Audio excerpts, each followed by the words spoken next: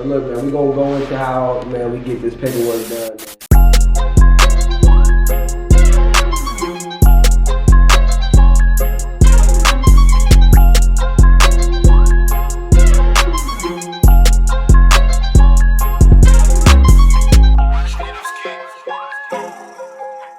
One thing I do want to tell y'all, man, about NoLove Kennels, man, we are big on being real organized. I got a whole folder, man. I'm gonna just show y'all real quick. You know what I'm saying? We got the left side is Bel Air side, all his paperwork, all his vaccines, everything we have got done with Bel Air is in this side of this folder on Bel Air. Boom, then we're gonna break y'all down the Storm side. This is Storm side, like I said again. Everything that we've done with Storm is in this folder, man. Oh, we got NoLove Kennels, man. We're doing stuff the right way, man, and we're making sure stuff is intact.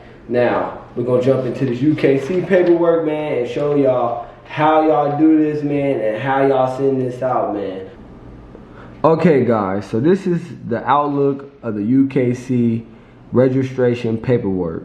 Now, you know, we want to first start off saying, you know, this is NoLove Kennels, so NoLove Kennels Storm. This is Storm's official UKC paperwork. Now, when you turn this paperwork in, you will get back a special UKC paperwork form that breaks down your whole dog's pet generation and how they were created. And I will show you guys after we break down the UKC paperwork and how you get it done.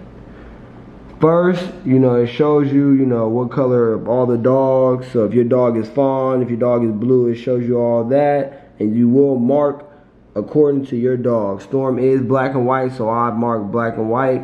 Then it will also say, well, I got it marked out down here. It will ask for your dog's microchip. I would like to say anybody that has a nice dog that costs a lot of money needs to get their dog microchip, so anything happens and anybody steals your dog, you know where your dog is. Right here in this part that we do have listed out is who we got the dog from and their name and their address. So if you have any complications, you do have their name and their address and you can go see about them. On the top of the paperwork, it always show you the sire. The sire is the dad of the dog, okay, which is Texas Devil. You know what I'm saying? Shout out to their camp, man. We appreciate y'all, man, for giving us this massive pup. And the dam is the female of the mother of the litter, and that is little Lola.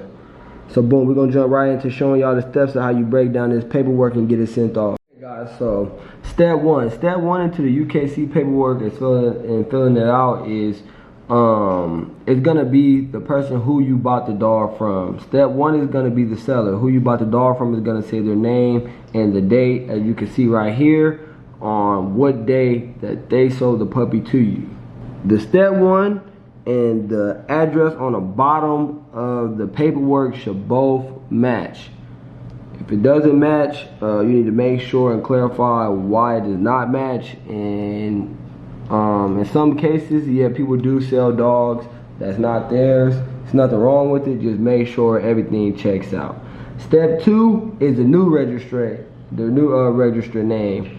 So that would be my name, my information, my address, where I'm from, whatever, yada, yada, yada. It's very self-explanatory, you know, going down. Step three is the color of the dog. It asks you what color you have on your dog. You would like to put on there every color that's in your dog. Every single color that you see on your dog should go on that section right here for step three, and the information of what color is your dog. Step four is your dog's name. Your dog's name is step four. Step four, it does say NoLove Kennels Storm. That just shows you what's gonna be on the paperwork when they send your paperwork back. It will say NoLove Kennels Storm. Just like Bel Air's paperwork, it says NoLove Kennels Bel Air. Storm paperwork will say NoLove Kennels Storm.